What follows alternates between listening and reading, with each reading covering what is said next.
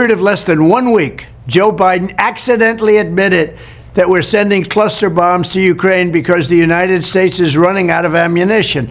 I don't know how that works, but that's what he said.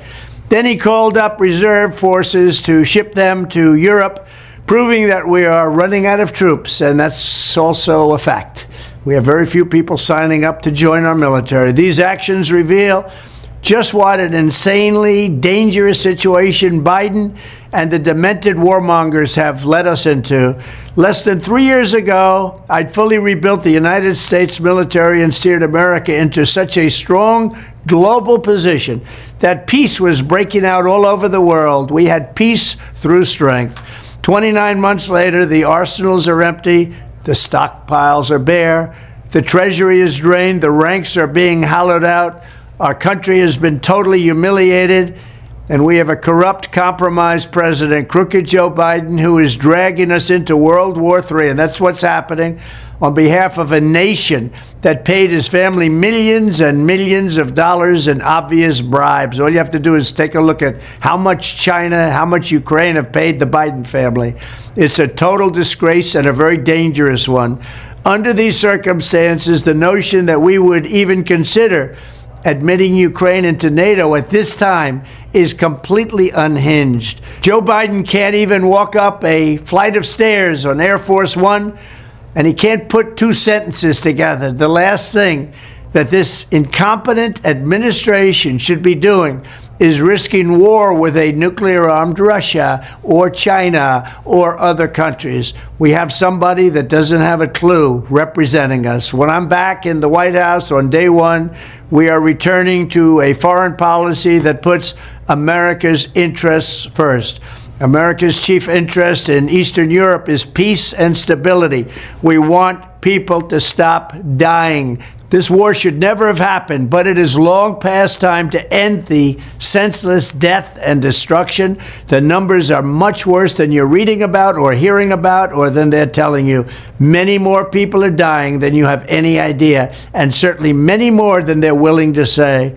Then, as I work to again rebuild America's military strength and deterrence that Joe Biden so foolishly squandered, we need to take a long, hard look at defense procurement and our defense industrial base, because it's been withered down to nothing. Given all the money we spend on the Pentagon, it's unacceptable that we would ever run out of ammunition or be unable to quickly produce the weapons needed. I will provide record funding for our military, just as I did 4 great years. If you think about what we were able to do, 4 great years of rebuilding our military, and we rebuilt it bigger and better and stronger than ever before. And now look at what's happened, and we have no ammunition, as told stupidly by our president to the world so that everybody could know it.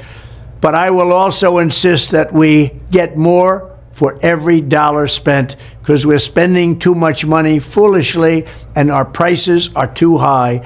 In addition, I will ask Europe to reimburse us for the cost of rebuilding the stockpiles sent to Ukraine, which they should be doing now, but Joe Biden is too weak and too disrespected to even ask.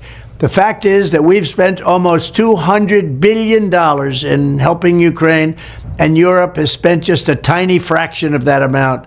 As Biden's call-up of reserve troops show, we also clearly need to address the embarrassing recruitment situation in the USA. Joe Biden's woke policies and political purges have repulsed many great patriots from serving. They don't want to serve in our military. Frankly, they disrespect our president. That's a big factor. I will restore the proud culture and honor traditions of America's armed forces, and there will be no Marxism allowed, no communism allowed, and we'll get rid of the fascists. Thrilled to host a screening at Bedminster of the important new film, Sound of Freedom, about the power of faith in overcoming evil, and in particular, the evil of child trafficking. Big problem. We had it down to the lowest number in many years just 4 years ago, and now it's gone through the roof.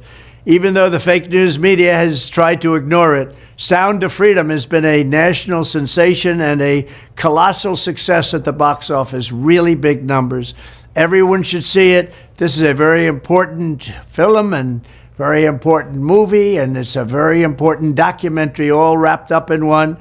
It's really about an issue that has to be discussed. Hi, I'm Prasanth here from Global News. Thank you for your care and support. Under my leadership, we did more than any administration in history to combat human trafficking and to end modern-day slavery. In one of my first acts in office, I signed an executive order targeting transnational criminal organizations that traffic and exploit innocent people. I signed the Frederick Douglass Trafficking Victims Prevention and Protection Reauthorization Act, authorizing $430 million to fight sex and labor trafficking.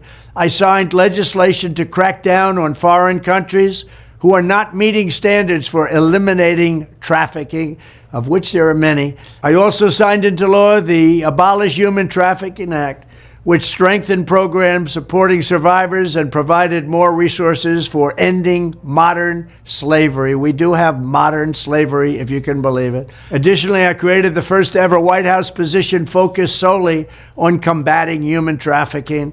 And perhaps most importantly, we created the most secure border in U.S. history by far, dealing a major blow to the cartels and traffickers. We built hundreds of miles of wall. We renovated hundreds of miles of wall. We never had anything like it.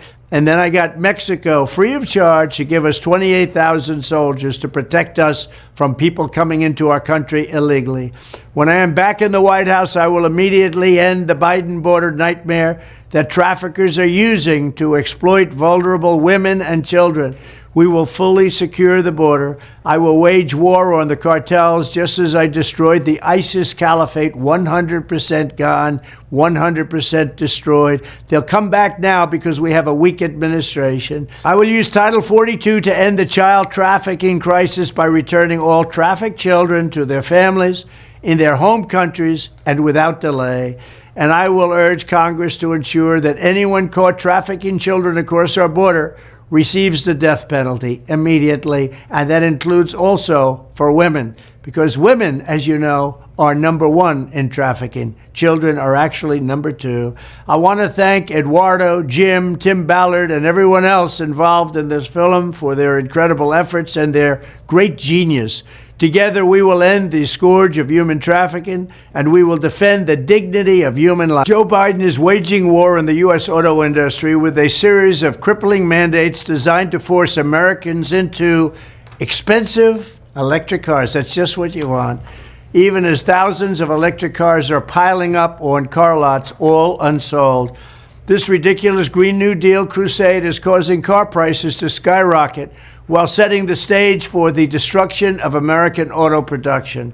These extreme left-wing policies are a disaster for families and consumers and are one of the main reasons the average cost of a new car is now over $50,000. Absolutely outrageous, and there's never been such a price before.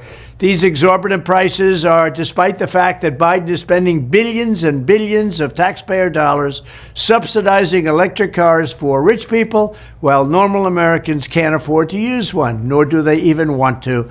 Biden is killing American consumers, and he's also killing U.S. manufacturing. In an all-out attack on American-made pickup trucks, SUVs, and other automobiles, Biden doubled CAFE standards, a move that is projected to cost automakers $200 billion. By one estimate, Biden's electric vehicle mandate will slaughter 117,000 U.S. auto manufacturing jobs, with workers in Michigan, Indiana, and Ohio among the hardest hit. And I hope United Auto Workers is listening to this, because I think you better endorse Trump, because I'm going to grow your business, and they are destroying your business. They are absolutely destroying your business. How people can vote for you just because it's an automatic Democrat vote. Look how they've decimated the car industry over the years. Mexico has 32% of the business that we used to have. It's ridiculous, but they didn't do it while I was president, I can tell you that. If Biden's assault is not stopped, American auto production will be totally dead. That's why I'm going to terminate these Green New Deal atrocities on day one. In my first term, I fought for auto workers like never before, canceling TPP, which was a disaster, ending the NAFTA nightmare. The NAFTA trade deal was the worst deal ever negotiated on trade. And renegotiating Obama's horrendous Korea trade deal made it a great deal from a horrible deal. I saved the American auto industry once, and now I will save it again. Every voter in Michigan, Ohio, Indiana, Georgia, South Carolina, North Carolina needs to know, if you want to have an auto industry, you need to defeat Joe Biden. He's a corrupt president, and re-elect President Donald Trump. Under crooked Joe Biden, there has been a catastrophic increase in shortages of essential medicines. Last year, new drug shortages were up by 30%, with 295 active drug shortages just by the end of 2022 alone. It's a mess. There's currently a shortage of at least 14 critical cancer drugs in the United States. They just can't get it. And every month of delay, cancer treatment increases the risk of death by at least 10%. It's unthinkable that this could be happening in the United States of America in 2023. It is truly unbelievable. We are becoming a third world country very rapidly. Between our open borders and our bad elections, we are third world. But even more dangerously, the top producer of critical medicines that we rely on in the United States is a place called China. China produces 95% of all ibuprofen, 91% of hydrocortisone, 70% of all Tylenol, and nearly half of all penicillin. Can you imagine that? This is not just a public health crisis, it's a national security crisis. As part of my plan to obtain total independence from China, we will phase in tariffs and import restrictions to bring back production of all essential medicines to the United States of America, where they belong. I signed an executive order to begin this process in 2020, but Biden has shamefully failed to follow through. He wants it ended. He wants to take care of China. This is a matter of tremendous urgency. American lives are on the line, and it will be one of my top priorities as president. It will also create countless new American jobs. That's all for today. Thank you. If you want global news to keep you up to date on any new developments, please subscribe our channel and forward our content with your friends on social media and email. Thank you very much for keep supporting me. Stay safe, be blessed. Namaste. Thank you, God bless you, and God bless America.